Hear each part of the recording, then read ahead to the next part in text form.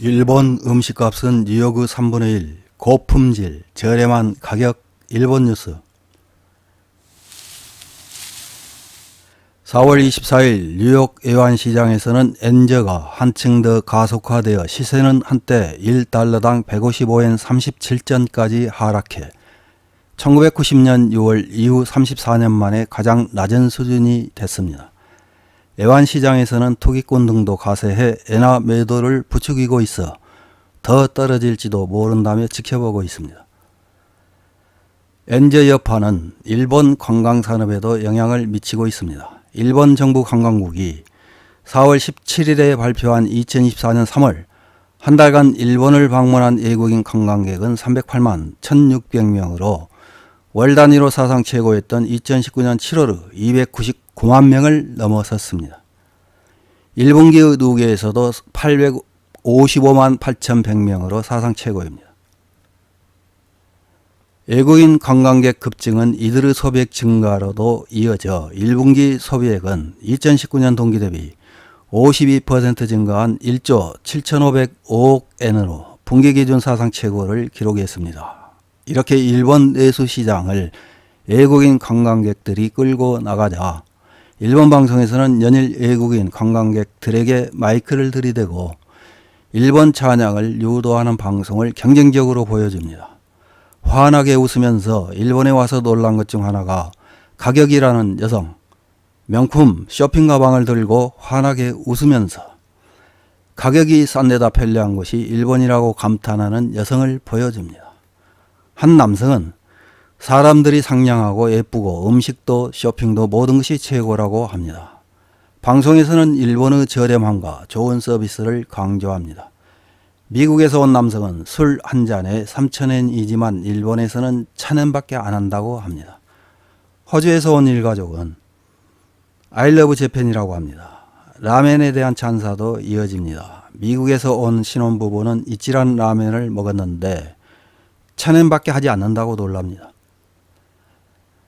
이렇게 신난 외국인 관광객들의 모습과는 달리 일본인들은 저임금 고물가에 시달려 해외여행을 가려고 하지 않습니다.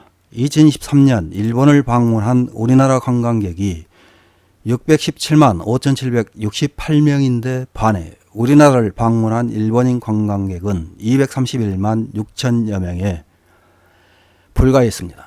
2024년에 들어와서도 3월 한 달간 외국을 방문한 일본인 관광객은 121만 9,800명에 불과하며 1분기 누계도 303만 7,300명에 그쳤습니다. 이렇게 저임금, 고물가에 엔저까지 겹쳐 힘든 생활을 할 수밖에 없는 상황과 관련된 일본 언론의 기사 하나를 요약해서 확인해 보겠습니다. 4월 20일 육한 후지에서 보도한 사이제리아의 고품질과 저렴한 가격에 깜짝 놀람, 방일 관광객에게 이득감이 강한 일본 음식 값은 뉴욕의 3분의 1이라는 제목의 기사입니다. 엔 시세는 4월 11일 34년 만에 한때 1달러당 153엔대에 돌입했다. 달러로 환산하면 일본인의 급여나 자산이 수축해 가는 급속한 엔저에 일부에서는 위기감도 높아지고 있지만 정부와 일본은행에서 근본적인 대책을 세우는 움직임은 현재로서는 보이지 않는다. 한편 환희의 목소리를 지르고 있는 것은 방일 관광객이다. 3월 초에는 패밀리 레스토랑 사이제리아의 도내 점포에서 테이블을 둘러싼 태국에서 왔다는 남녀 4인조에게 가게에 대한 소감을 물어봤다. 그러자 이 가게는 태국보다 싸다.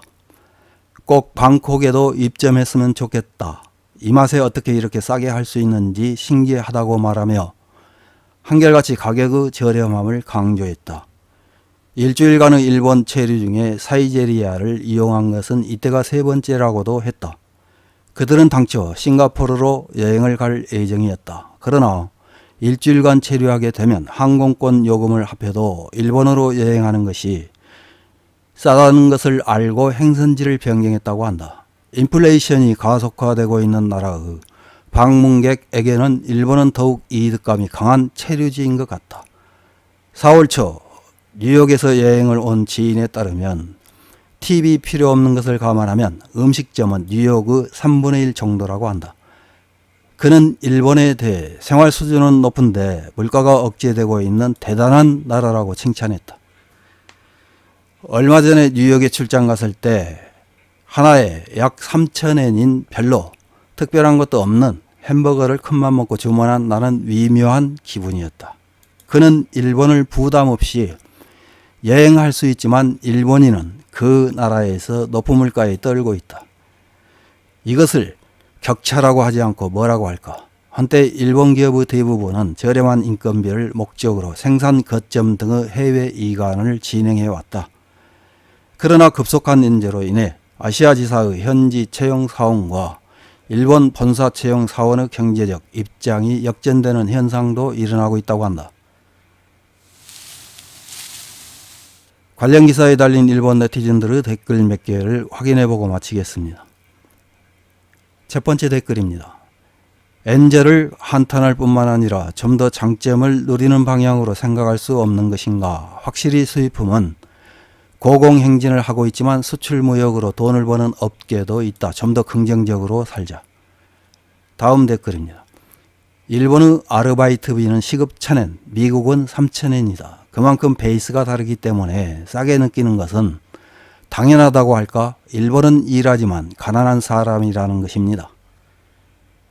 다음 댓글입니다. 사이제리아의 맛은 1년 전부터 떨어지고 있어요. 가격과 양에 집착하고 있으니까 질을 떨어뜨릴 수밖에 없습니다. 솔직히 맛있다고는 생각하지 않기 때문에 최근에는 가지 않았습니다. 다음 댓글입니다. 그만큼 일본은 가난한 나라가 되었다는 것입니다. 계속 월급이 오르지 않지만 국회의원의 월급은 세계 제일입니다. 서민들이 화나면 무서워요. 여러분 선거에 갑시다. 다음 댓글입니다. 방일 여행의 외국인은 좋다고 생각하지만 외국인 노동자를 마구 늘리는 것은 그만두었으면 한다. 문화도 습관도 다르고 일본인처럼 상대방에게 어울리려고 생각하는 사람만 있는 것은 아니다. 인원수가 많은 베트남이나 중국의 노동자들은 범죄도 많다. 이상입니다.